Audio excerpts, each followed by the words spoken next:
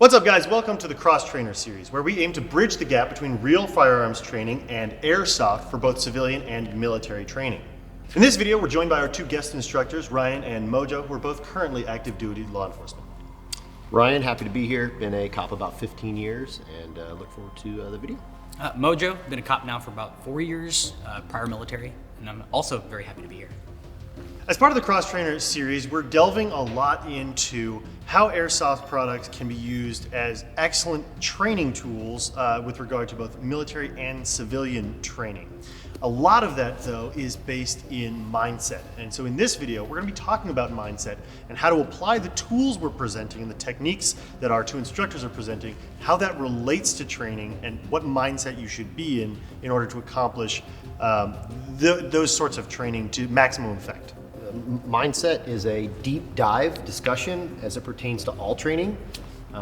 We could lack mindset with real firearms, and the training is not going to have the same value as it would if you had solid mindset. And when I say mindset, it's more than just a singular thought. It's all of the things that encompass how and what you're going to train. From I'm just going to roll slick today with nothing, or you know what, I'm going to put the gear on that I'll likely have on when I do this drill or malfunction.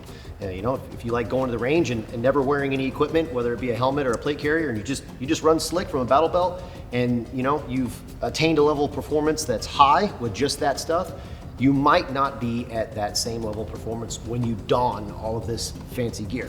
So I think it's important to take into consideration all those things as it pertains to mindset. Mindset's not just going to be about how you set your targets up and staying vigilant all the time. Those are definitely valuable factors, but again, like I mentioned before, it is a deep dive. It encompasses a lot of how you train and why you train. And again, it's been said many times, airsoft has its limitations, as does live fire. Live fire is not a two-way range. Can't shoot at each other with real bullets. We all know this. So the limitation there is you're going to be stuck shooting paper or three-dimensional targets, rubber dummies, whatever it may be, steel. That presents its own challenges and limitations because those targets generally aren't moving. Even when they are, they're pretty steady and all that good stuff. And again, the training world has evolved quite a bit in the past few years with all sorts of awesome training solutions. I'm trying to cover all the rebuttals that we could get on this topic from, well, they're putting targets on RC cars and stuff now. Still somewhat predictable over that of the human being. So what airsoft brings to light is the ability for two humans to battle it out in as realistic of a setting as possible, where projectiles are going two ways and we're trying to apply the fundamentals and safety principles to affect hits on target to protect ourselves or someone else. And so for me, that kind of is it's kind of a brief overview and a sort of an umbrella of what I see when it comes to mindset as it pertains to training and some of the use of these tools right here. I think you could probably add some insight into that as well from your perspective. I know we've had a lot of talks about this. Absolutely. It's probably one of the key fundamentals to actually getting any real good training, whether it be physical fitness training, martial arts training, or firearms training, is you have to go into that event or topic with a good mindset.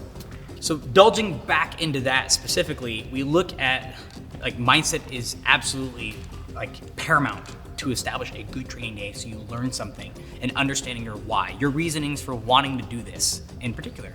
So for example, Matt, why do you play airsoft?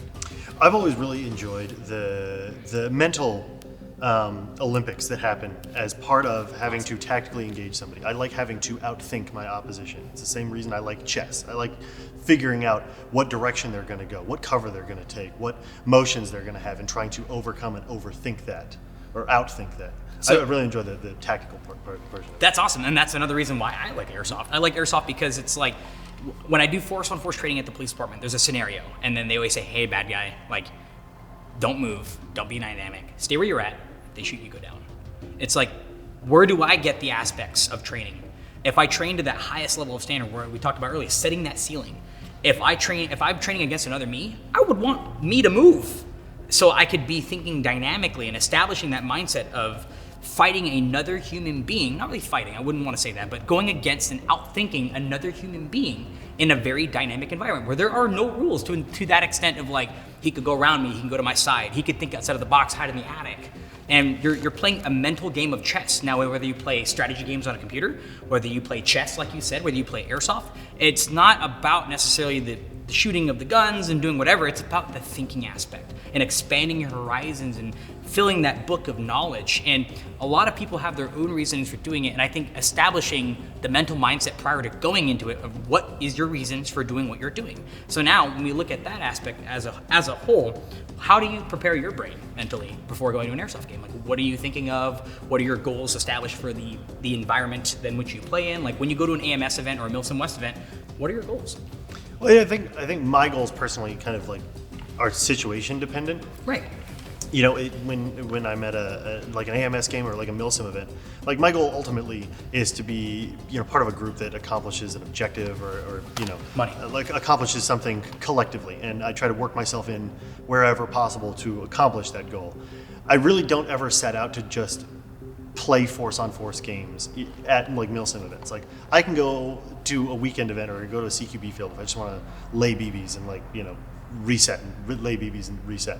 But when I'm at a Milsim game, it's to accomplish an objective and being part of a group that is collectively accomplishing an objective. And I get a lot of enjoyment out of that, especially when I'm having to think strategically about, okay, well, in order to get this to happen, like I've got to do these things, or these buildings need to be taken, or this movement needs to happen in order to accomplish that. And being part of a team that does that is really rewarding for me. On the other hand, there are days when like I just want to slay and lay down fire, and I'll go to CQB games and indoor games to do that because that's, you know, real life video games. I get to do my first person shooter in real life, and that's a lot of fun. It gets my adrenaline up, it gets my physical activity up. That's a lot of fun to be winded at the end of the day and feel like I accomplished something. So, you know, I guess there's a variety of reasons I like to do it. That's great, and I love hearing that because for me personally, when I go to these airsoft events, when I go to the range, we establish this mindset, we establish a goal, and to drive the day. Like we have a road that we've essentially paved, and the goal is to stay on that road and stay on that path to accomplish the goal to get to our destination. So when we look at that as a whole, I love the individual actions on target. On active duty, law enforcement, whatever, individual actions, everyone competing, like if we all have one centralized goal, but your individual action supported me, my individual action supported you, and vice versa. All those three individual actions coming together to complete that one task, whether it be I needed him to lock down a downstairs, he locked it down, he held it, and I was covering him from the exterior on the second floor. It's like we're slaying and we're doing our things, we're getting the enjoyment out of it, we're having fun, and that's another big thing is having fun is like super important. And doing all those things to accomplish that task is phenomenal. It's an amazing feeling. And obviously we talked about earlier, setting that ceiling of training. Don't look at this for face value. You have to dig deep into what this equipment and what this sport can provide you. If we think very narrow-mindedly, it's like, well, these guns aren't accurate. Well, then you're cheating yourself. You're cheating yourself if you're gonna make excuses for the equipment and, oh, the guns have a windy sound.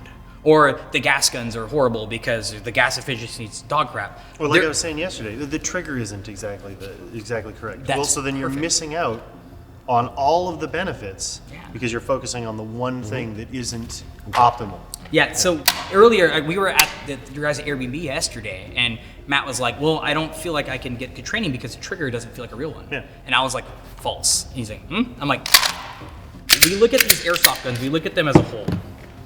You are taking something that's similar to a real Glock. You are taking the slack out of a trigger, you are aligning sights, you are pulling some weight of a trigger. No matter if it doesn't feel the same. It doesn't matter if it's a 3 pound, a 5 pound, a 10 pound. Doesn't matter. If that was the case, if I were to shoot Berettas and my duty gun's a Glock, I'm essentially cheating myself because it's a different trigger pull. Right. See what I'm saying? Right. It's the same. You're working the principles and the fundamentals of working a certain mechanic and isolating a mechanic, pulling that trigger, listening for the reset, and pulling the trigger again. Or in my case, resetting during the cycling of the gun. A lot of my training, real steel, I've mentioned on the Grand Thumb video a couple of times, airsoft guns has helped me become the shooter that I am today, starting at a young age. Learning how to properly manipulate the weapons, how to gas them up, how to go, and how to establish that mindset prior to coming into the real world. And now that I'm older, and I'm a cop now, I've done the military thing, it's like, I see so much of the benefits of this, and if I didn't, that's my own fault for being narrow-minded and not having the proper mindset going into this. I don't know if you have anything else to touch into that. It's really just about finding a platform that you can consistently apply the fundamentals to so that it works all the time, every time you want it to, on demand. Yeah. And again, that's where this stuff comes into play. It's whether I'm taking this and maybe I need to focus less on this and more on where these things land on the target. You know, we put a lot of emphasis on triggers and grips and this and that. And at the end of the day, why not just make the focus putting those sights on a thing and having that round go where you want it to go all the time consistently? And again, that training is either going to occur static or in a dynamic movement setting like Airsoft, where you're using the tools to the best of their ability. And again, if you're going to try to shoot a guy that's 80 yards away, well, yeah, the BBs may start to deviate a bit, but look at altering your training. So a word that I keep hearing both of you guys mention is focus. And I think to kind of sum up the concept of mindset is you can play Airsoft as a game, as a hobby, as a sport. 100%. And there are a lot of things that you're just going to pick up innately through playing. Learning how to set up your gear, learning ways to go around things, ways to take cover. And those aren't necessarily things that you're focusing on because you're kind of doing them, and through that repetition you're getting better at it.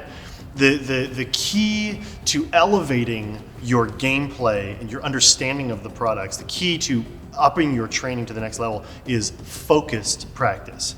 It's not enough to just use the product to play a game. Yep. If you want to make yourself better, it requires focus on elements, utilizing tools like this to make you better. Focusing on trigger pull, focusing on the draw step, focusing on how you orient your sling, focusing on moving as part of a team. So each one of those focused points, each one of those focused pages in that book will ultimately make you a better player in Airsoft, but also will fundamentally improve your shooting skills, period. Whether you're a civilian, in law enforcement, in the military, or you're just a hobbyist playing the game of Airsoft. Absolutely. Mentality is the key to everything. A lot of guys will say like college is pointless, like it's another topic. College is pointless, whatever. And I'm like, ooh, I agree, sure I disagree, whatever the case may be. But you have to look at the isolation of what they're trying to accomplish. What their goal was to give you a task and something to learn. You learned those specific skills and were able to regurgitate the information, put it on paper in form of testing. Right. Do I need math right now? I have a phone that does math just fine. Sure. But when I was in school, the mentality was like I didn't need it. Right. Now that I'm older, I've understood like that wasn't the point. Right. Well, I mean, you could have gone to school for communications, and you may not be doing communications now. Exactly. But what it taught you was to set a goal and then to incrementally choose behaviors that would allow you to reach that goal. And that, I think, is the key takeaway for the college argument, right? It's like, Absolutely. Can you accomplish a task? Yeah, you over a regurgitate the period of information that time. you've learned. Yeah, and so mentality and surrounding yourself with good people is also a good one too. Toxicity is huge in any kind of community, any kind of environment. Surrounding yourself with positivity, people that have willingness to learn, people that align with your mental fortitude and how you want to perceive your life and how you want to do certain things. That's also very huge. So why I hang out with dudes like Brian, the other Ryan, Matt, all these other guys. Is like we know each other and we vibe very well because we're all very, I guess, goal driven, and we share the same values, and that's super important. Like if you're with a toxic team, you're with toxic friends, like separate from that, because mindset is the foundation to everything, whether it be your personal life, your home life, or even something as simple as playing Airsoft. We've known each other. Hey, it's me. Hi. We've known you for a long time, so like for 5 years now. That's crazy. Yeah, what's for you? Like, what do you try to get out of Airsoft? Like, what's one of your important things? Like, why do you do it? I like guns. I like guns a lot. you go. And for me, a lot of ways to get gun time in was using Airsoft guns. One, because like when I got into it, I couldn't get real ones. Yeah. So I mean, that was my intro to it. But now what I'm finding is that again, safety wise, it's like I want to get a couple reps in. But yeah, point being is that I want to use my Airsoft guns to get practice in. Yeah. And get practice in regularly and safely. And that's all stuff that I still enjoy. I like getting better at shooting just in general. Yeah. Not even needing to use it, but just the skill of getting better at skill. Well, that It's fun, mindset, that mindset that you come into so your purpose was of Airsoft was to go ahead and train you for a real steel firearm. Yeah. Now, do you take that mindset and derive that when you go to an AMS event, a Milspec West event? So that Yeah, I carries mean, over. it's all fundamentals for a lot of stuff like manipulations and stuff like that. I attribute a lot of my muzzle awareness and stuff like that for messing up a couple times at Airsoft games and shooting my friends, or having some instances at home or whatever where I'm like, oh yeah, this isn't loaded, blah, and I put one in the floor. I'm like, oh, if that was a real gun, oh, man. that would really suck. I've done that before too with Airsoft guns because I get lackadaisical. I'm like, oh, this is a toy. Blah. Yeah. So stuff like that is a nice reality check for me to be like, you need to be much more conscious of what you're getting out of it. And that's what I like about it, is that it's a relatively low risk way to be around firearms and like get acquainted with them. Yeah, and that's super. You can do it with Nerf guns, with airsoft guns. The airsoft guns obviously look more real, and I think it's super important to understand your why, and that's for anything. Why do you do what you do? Why do you work out? Why do you play airsoft? Why do you train on the range? And understanding your why is one of the most important things. And it's something that's pushed along a lot of communities. But as long as you understand your why and you drive your headlights and make that path to the end goal of accomplishing that task, that's all anyone could ever ask for. And with that, we've wrapped up our first Cross Trainer series. We want to give a big thank you to both Mojo and Ryan for coming out and being excellent instructors. Hopefully, you picked up quite a bit of knowledge. I know everybody here did, and we were making the projection for you guys. So it's been a blast learning from you guys, picking up stuff that we would have never thought of. If you guys would like to see even more Cross Trainer content, have an idea for what you'd like to see or what you'd need more education on, drop that in the comments, and we'll be sure to do another series of Cross Trainer episodes. Thanks for watching. See you later.